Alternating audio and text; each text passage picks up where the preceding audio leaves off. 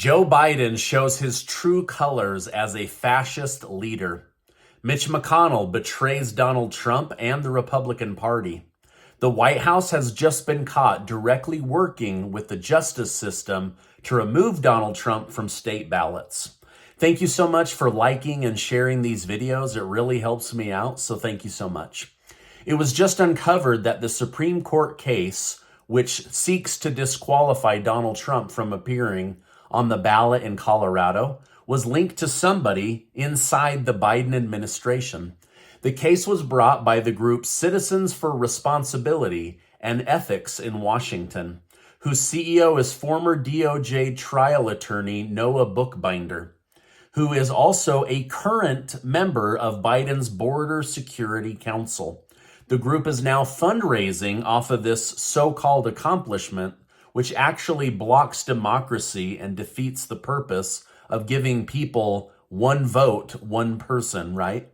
So the Biden administration is directly behind these efforts to remove Biden's biggest threat, Donald Trump, from the ballot in Colorado, California, Maine, and 13 other states.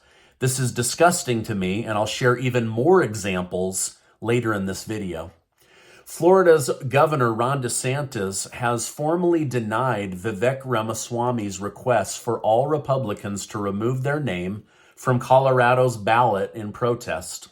During an interview with Newsmax, DeSantis stated, "No, I think that's just playing into the left. I think the case will get overturned by the Supreme Court. But I've qualified for all the ballots. I'm competing in all states, and I'm going to accumulate the delegates necessary." Well, good for him, but he basically just gave the finger to the MAGA Republicans, which he needs to win. So goodbye.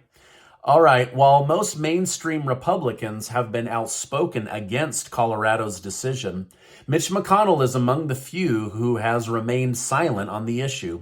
Trump's son, Don Jr., bashed McConnell and other senior members of the Republican Party for having no courage.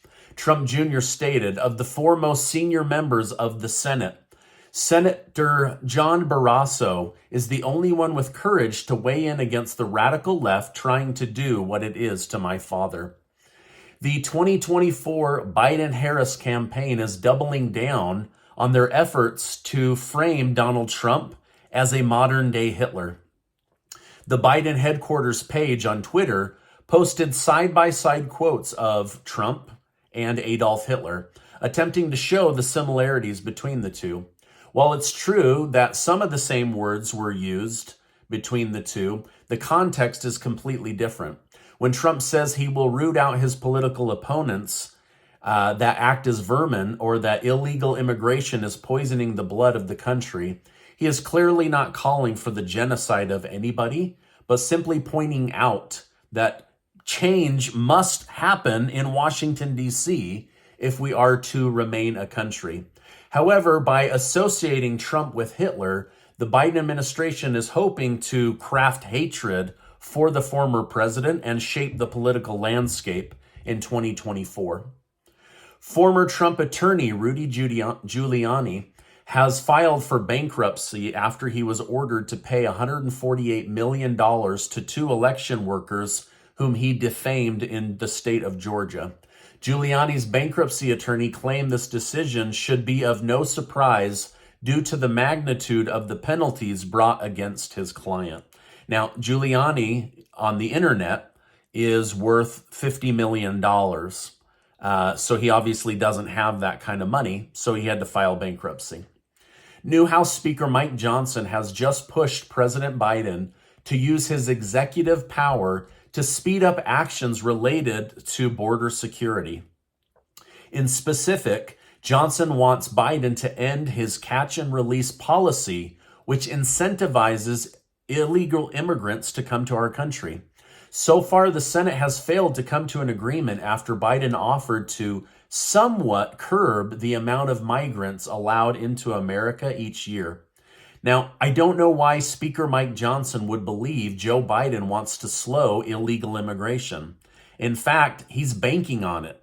The whole Democrat Party is banking on the fact that newly arrived migrants will vote Democrat for decades to come. So why on earth would they want to slow the flow of all of their future voters? They don't care that Chicago is being overrun. They don't care that New York City is being overrun and many other cities.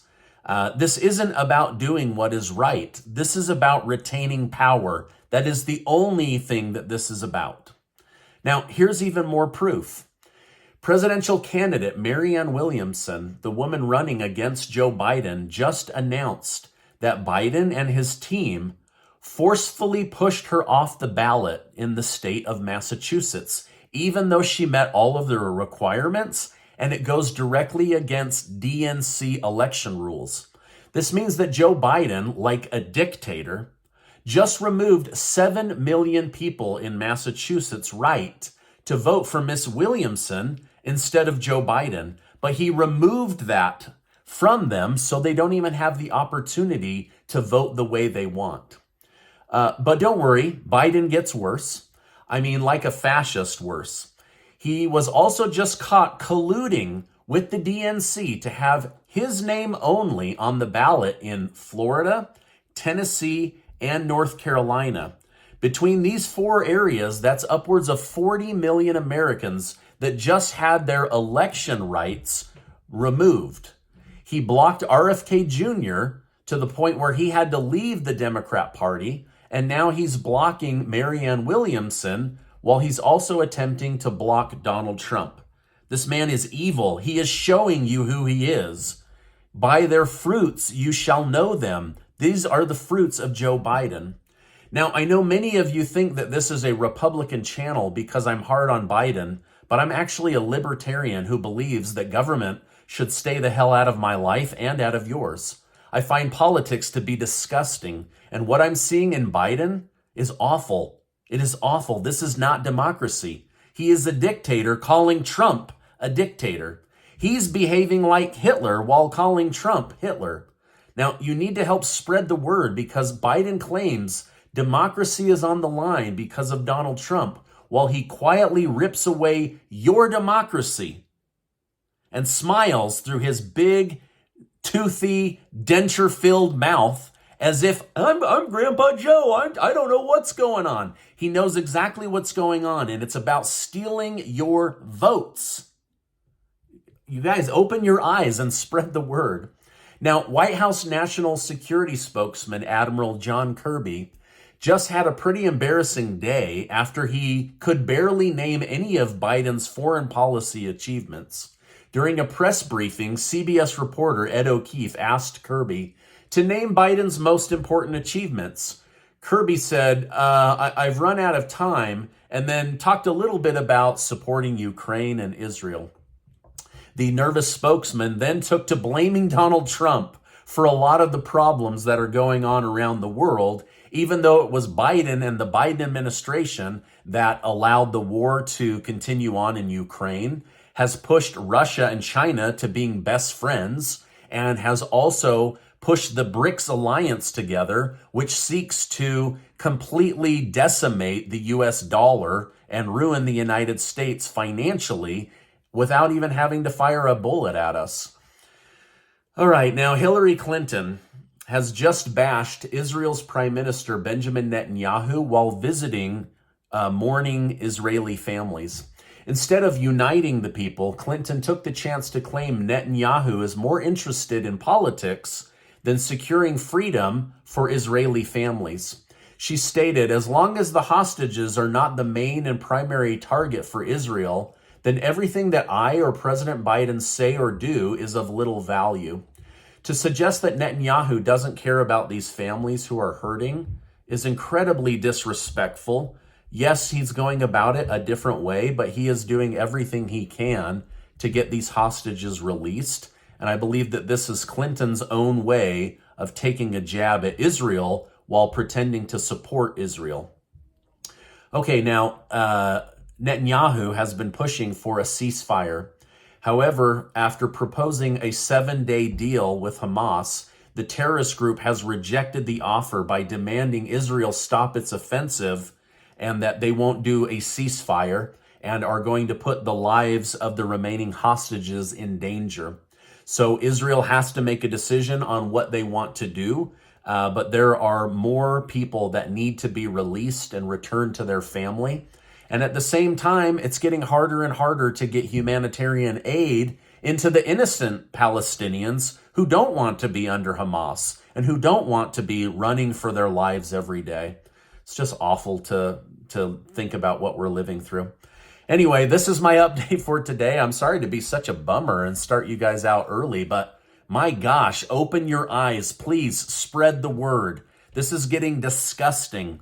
I can barely watch it anymore. It's really, really heartbreaking. All right, now before you go, you're amazing. This broadcast was not amazing, but it had really good information in it. But you are amazing. Please give this video a like, hit that subscribe button, watch this video, and I will see you on the next video.